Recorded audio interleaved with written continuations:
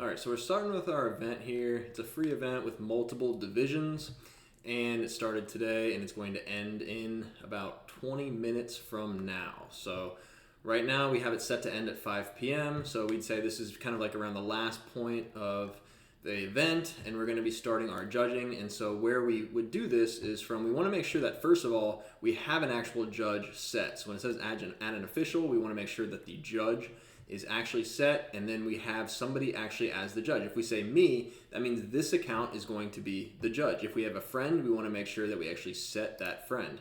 We can also add additional judges as well. You go into additional options, and then you go elevated access. And if you come in here, you can actually set any Profit user to actually have additional access, and we want to make sure it says edit results, and that would make Johnny Brown here an actual user that now has the ability to edit/judge the results for this event. Now, if we don't want them, we just click remove and we go about our way. But that would be the way to actually have multiple judges. Anybody from their account can now judge, or if you want to just make sure only a single account has it and you have your judge log into this account, you could do that as well. Or likewise, you could set up an additional third-party account and you set that as your friend and you ask them to judge the actual event as well. So that would be how you actually judge. Now, also in additional options, there is this scoring field here where you have the selection of point sum, place sum, combo sum, ascending sum, or descending sum. And the way that this works, it actually changes how the events are scored. Point sum is the default value.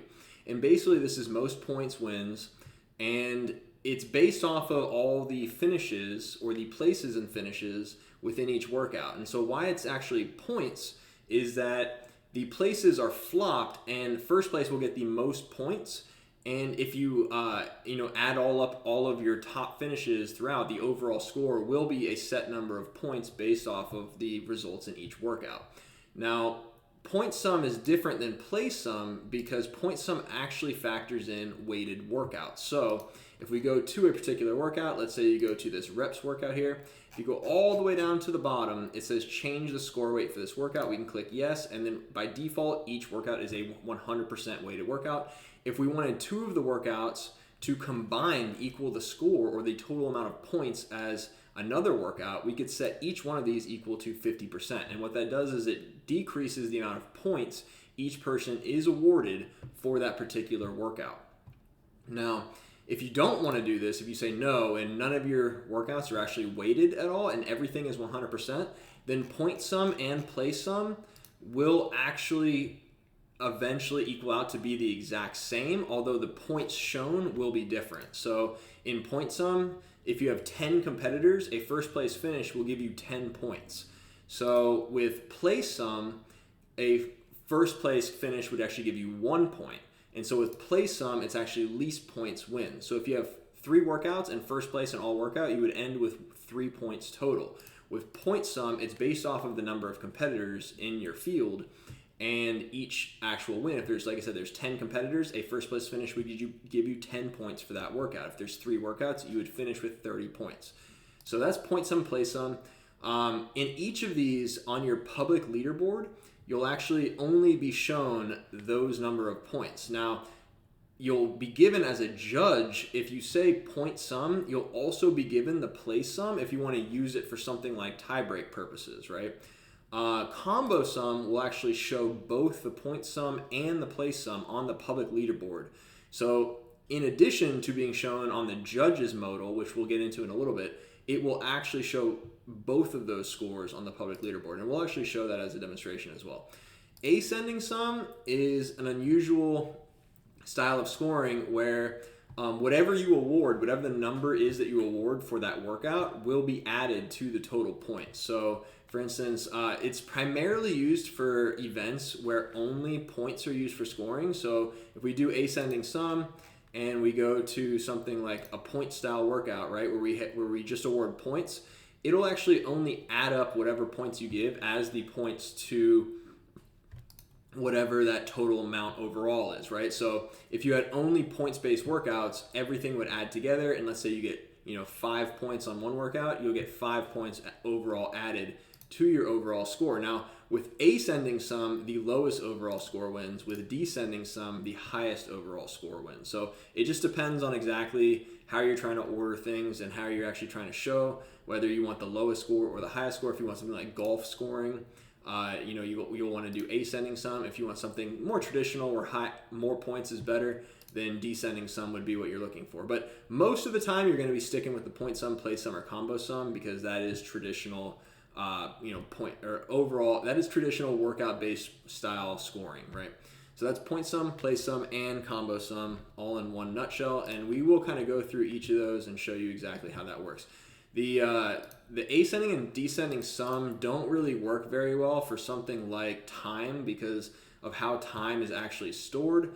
So we're actually storing time in a second style value, and so it will actually add that number of seconds to your score. So you'll have a huge number of points, which is probably not what you want to do. So again, if you're going to do something like ascending or descending sum, stay away from time-based workouts where fastest time wins kind of deal, or even longest duration wins, right? So again, no time-based workouts for something like that.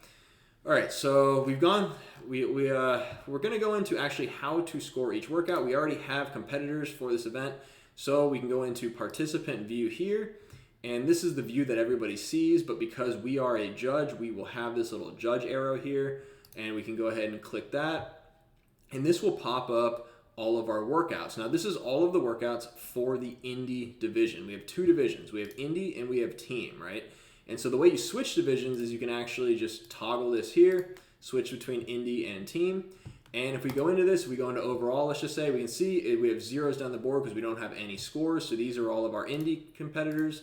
And if we switch to team, we can see all of our team competitors here, right? So that's overall scoring. To score a particular workout, we can jump into whatever division we're looking to score. We can click on a workout, and we can go ahead and click this little edit button here. Now, it's going to ask for number of reps. We're going to go ahead and we're going to say, let's just say 100 reps for Corey. And within here, we can actually set a tiebreak order up front. So if two people have 100 reps and there was some time-based tiebreak, you can go ahead and set a tiebreak order here. So let's say Corey and Greg both got 100 reps, right? But Corey finished the workout or finished a certain part of the workout faster, so he is actually going to win the tiebreak order. So we can go ahead and place a 1 for first there. Lower numbers place higher for tiebreak order, and he performed it as prescribed, which is just RX here. And we can actually add a public message as well that Corey could read, or actually anybody would be able to read, right? So we can go ahead, we can say save. And if they have a Profit account, you'll actually be able to private message that person as well if you needed some kind of additional information, something along those lines. So we said that Greg also got 100, but we're also going to put the tiebreak order to 2. And what this will do is it will actually appear the same 100, but you can see that the rank is different, right? So it is ranking them differently for this particular workout, and he is in first and Greg is in second, right?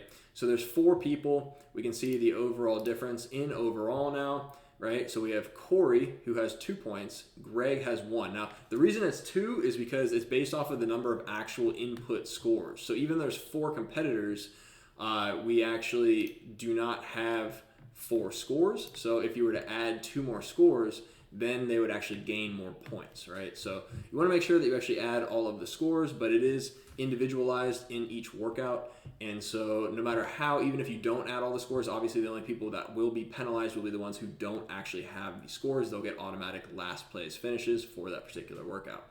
All right, so again, we can go through and kind of score each workout. The one difference I wanted to kind of show you is we have time, and when you create a workout with a time-based scoring, it will actually allow you to set a time cap. So when I go to score this, it'll actually show that time cap here. And so let's just say we had this person finish in 10 minutes. Also, if you need to reject a submission, this will automatically put them in last place as well. All right, so we have a 10-minute. Now let's say that Greg in this particular, he hit the cap and he still had 5 reps remaining. At this point in time, the way that we would show this is we would actually add the number of reps left over the time cap. So if he had 5 reps remaining, he would say 12:05 is Greg's score. And what that does is it'll showcase cap plus 5, right? So that'll actually be what is given to or shown on the public leaderboard as just cap plus 5, and they'll have to know that the actual time cap was 12 minutes, but it will showcase this. And then obviously the higher that is, if we go here and let's just say he had 6 reps remaining, we put 12:06. And again, this person will be scored lower because this is cap plus 6, right? All right, so that's how that works. And finally, the last thing I want to show is with points and also with time cap. All right, time no cap, you can obviously put any number of minutes and seconds, and that is what's going to appear. With points, now we set a particular value on this workout. So generally, points works where highest points score higher. Let's go ahead and just say this person got 5 points and Greg got 3 points. All right, and then so you'll see that higher points score higher. The higher the points, the higher they score in that particular workout. So Corey gets first and Greg gets second, right? Now, what we did was we actually set a value on this. If we go back to the edit page, I'm just doing this for demonstration purposes. For this points style workout, if we go all the way down, we scroll all the way down to the bottom of this, there's this property here, add this workout directly to the overall score. If yes, the workout will add its score directly to the overall score, e.g. a score of 10 will directly add 10 points to the overall score. So we set this value to yes. You only want to do that if you want this to directly affect the actual overall value. So if we go back in participant view, we can see that when we go to overall now, Corey has a point sum of 10. And a good number of those are from this points here. So he has 5 in here. If we were to remove this and we said, you know, he got 0 for this. So if he got 0, you can see that now his overall score is actually 5 because he got 0 points added to his overall score. So that directly adds points in here. And it actually directly adds place points as well. So if I add 5, right, it'll actually be a place sum of 7 here. So you have to be very careful about how you use this property, because if you're doing place sum scoring, you don't want to use points for doing something like this. Generally, what you would do is if you're doing place sum scoring, which is where, you know, obviously they're ranked by the, you know, for 1 point for first, 2 points for second, then generally you're going to be adding, if you're going to do this, you're going to be adding something called strokes, right? So similar to the concept in golf, instead of points, right, there's a property called strokes, and that's least strokes wins. It's basically the exact same thing as points. The other thing that you can do is that points and strokes can actually be negative. So if you wanted to do points still and you wanted to award negative points, you can actually pull points away or add points and so forth, right? So if you were doing place-based scoring, you could do negative points, and it would pull values away from your overall score, and so forth, right? And so that is another option. It gets a little complicated. I would suggest keeping it simple and doing strokes for place-based or place sum scoring and points for points-based scoring. And if you're using combo scoring, it always takes the point scoring into account first, right? So place sum is not really, it's only shown, it's not really done for ordering purposes, and it's more used for just visual purposes and showing the actual combo to the overall user. So again, if you don't want them to see one or the other, do not choose combo scoring. So we're going to keep everything the same here, and we're going to go back to our actual participant view. And so we've, you know, judged a few of these, and, you know, we might have skipped around. The actual judging cards are coming in all sorts of crazily. And we want to make sure that we actually have some sort of check to make sure that we've put all of the correct scores in. And so what we can actually do is that we can click this little 3 dots in the upper right hand corner, and there's an unscored entries button here. And this will actually give us all of the unscored entries for every single workout in every single division. So if you wanted to, you could actually just score everyone here and not even worry about changing divisions and going through each workout. It will get a little long if you have a ton of competitors, so that is why we don't make this the default view, but it is great for making sure you can actually, you know, close up these divisions here. So if you want to just look at team, and then you can close up each workout, and you can just deal with particular workouts that way, right? So this will be gigantic. It will show up actually fully expanded. And so if you have 24 divisions and you have 100 competitors in each division, this would be an insanely long list, and it honestly might take a super long time to load, and I wouldn't recommend it. And again, each time you score somebody here, so let's say we go into here, it'll pop up the exact same way as the other one. It's just once you score, they are actually removed from this list. So we can say this person got 45, and then that workout will disappear. So every time you have a completely scored workout, let's just say, well, that's going to be crazy. Let's say 11, let's just say 12 minutes on the dot. Right, so now that workout's gone, and so you can see that we only have a few more workouts for this particular division to complete. And once we did this, obviously this list would be completely empty. So again, that is going to affect, all these scores are going to affect the overall standings. We can see now that we have Corey and Greg. They actually both have a point sum of 8 here, and they have a tie. Now, what do we do when there is a tie? Well, the thing that we can do is when we open up this actual score here, there's two ways to do this. You can open up the score, you'll see an automatic tiebreaker functionality right here. We could set it, if it's based off of some kind of metric that we're doing, we can set this tiebreak order the exact same way that we set the tiebreak order in a workout, right? 1 would be higher than 2, and let's just say we want to do, this right here, but we'll set 1. It's actually going to reorder Greg and Corey, and now you'll see that the placings change. Greg is actually in first because he has a 0 tiebreak. You can set this to 2, and now it's going to pop Greg into second place because Corey had the 1, Greg had the 2, right? Now you lose that automatic tiebreak capability, but what we could do is we don't have any ties in here.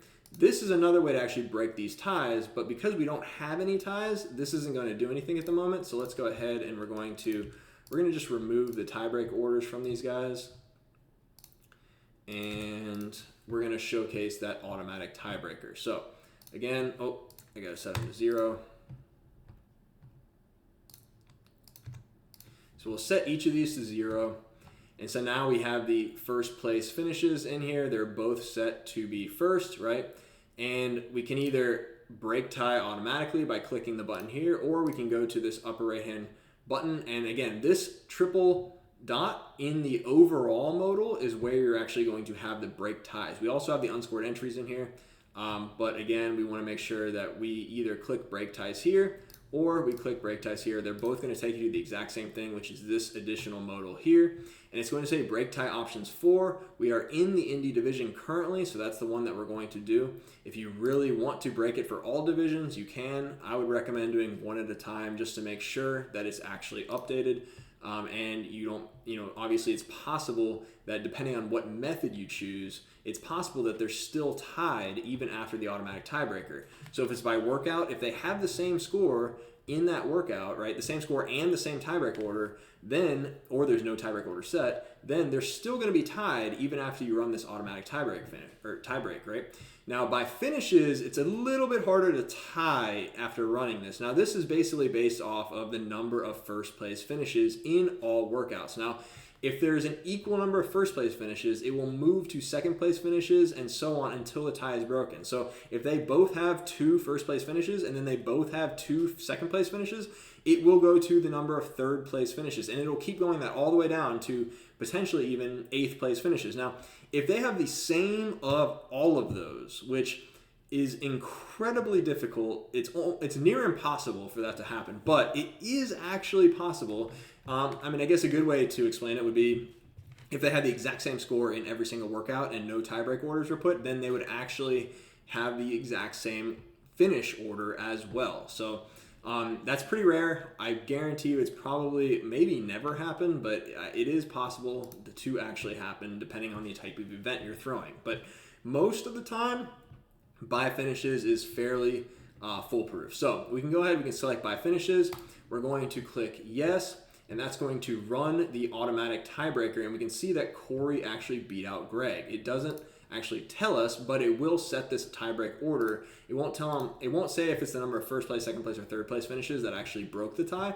But if you go through and actually look at them, that means that Corey has had more first place finishes or second place or third overall, right? So Corey, it'll just set this tiebreak order. So if you need to manually adjust it for whatever reason, you can do so. So there's really not a big threat to running the automatic tiebreaker because you can obviously go through and manually change it yourself. It just saves a ton of time for anybody who doesn't want to calculate out all of the finishes per workout. Now, if you need to search, you can obviously search athletes this way. And the only other thing worth pointing out is let's go to our team divisions here. So we have these excuse me. We have these teams. It works the exact same way as individuals. The only difference is that when you private message them, it'll private message all of the teammates themselves and not just the individual team members. And this private message wasn't in there because I'm actually using fake accounts. So again, on a real account, on an actual Profit account that says somebody's hooked up, this private message will be in the individual athletes as well. For this private message on the teams, it's going to attempt to private message all of the team members. So again, we can say 50 reps here. And let's just say we're going through and you're like, you know what? We want to make sure that we have all of the scores for the B Kings. Well, if I click on the B Kings, it'll open up an additional modal that actually allows me to go ahead and score each of their individual workouts. So if I wanted to go ahead and score this way, say 55.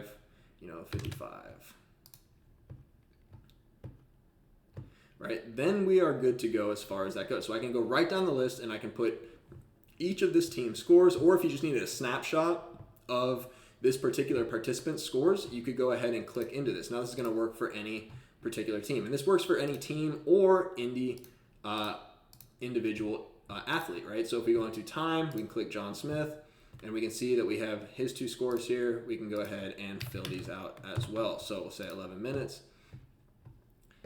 And it goes ahead and scores each of their workouts that way. Now, once we have all of our scores in there and we've passed the actual mark where we've set our end time, we can see that we'll get this submit results button. So this only shows up after the end time has passed. So for instance, if I come in here, right, and I kind of got lucky with how long this took, right, because I timed it perfectly, but this says 5 p.m. If I had this as 6 p.m., right, that submit results would not be there. If I go back to the participant view, I go to judge, right, that submit results is not there. But once that end time hits, right, it says ends on Friday, November 17th at 6 p.m., right, we are not there yet. It is currently 5 p.m., right?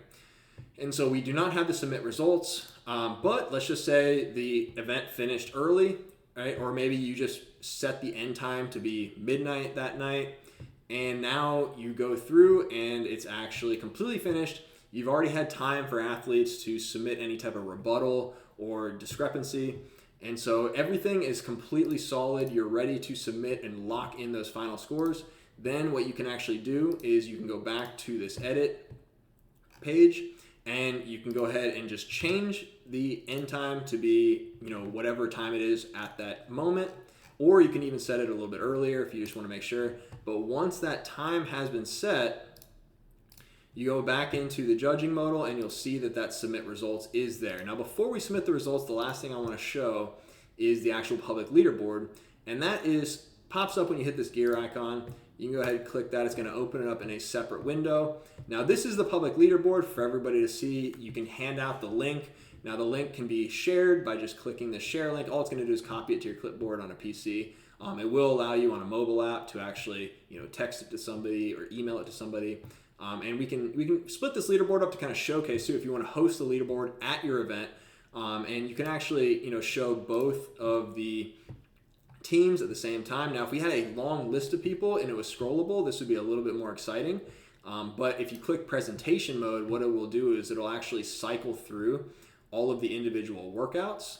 And so you can see that right now it's cycling through each of the workouts and showing the actual values.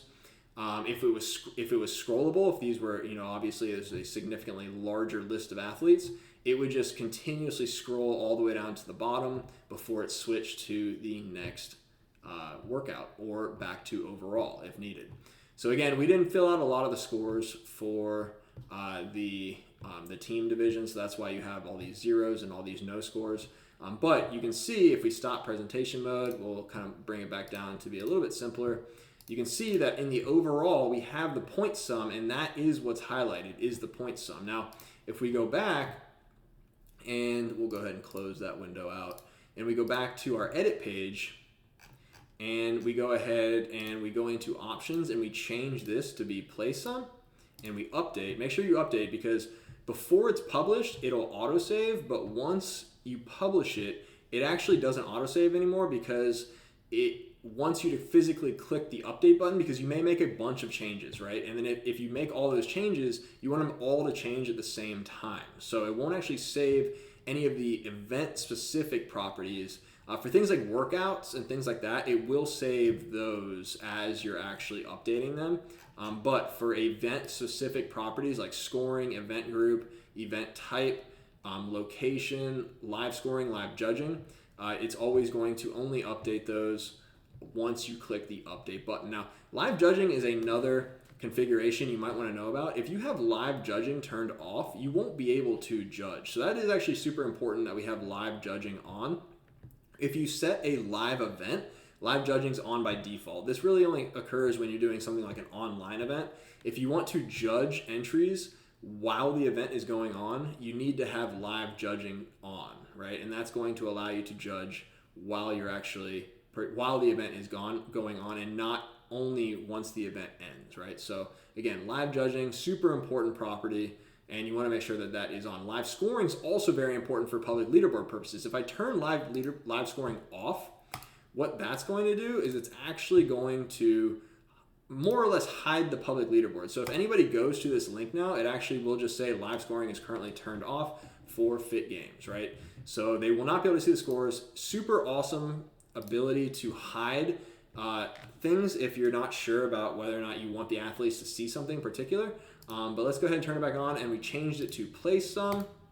And now we're going to get a look at the difference when we go into the live leaderboard. We'll actually see the place sum is what's shown, and they're actually ordered according to place sum. So the overall has actually changed. The overall order has changed, and that's all because of the fact that that points workout, right? It added to the point sum, so it actually put Greg in last place because he had that 1 points workout add so many to his place sum, right? So again, this actually affects how everything is ordered and how it all is scored. So you want to make sure that the correct scoring is selected. Now, if we choose combo sum and we go in here, what we will see now is it will be the exact same order as the point sum, but the difference is that it'll actually show the place sum as well. So this could get confusing if you're doing something like this particular event, because for instance, we have Corey, point sum, it will show the place as different. It won't show the tiebreak order anywhere.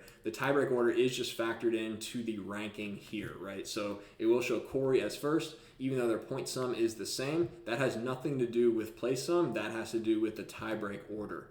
So this is kind of a confusing view. The only reason I would ever show this is probably if you were only basing your tiebreak off of the place sum, and then it would make sense to show the actual combo sum here, because in that case you would say, okay, they have the same number of points, but the place sum is clearly different, and so that is why Corey is higher than Greg, or scored better than Greg. Now, again, it's not going to automatically use place sum as a tiebreaker, and so you want to make sure that you still set the tiebreak order to make sure that they get the correct final place. So that is the public leaderboard. We're pretty much done. Everything, all the results are in.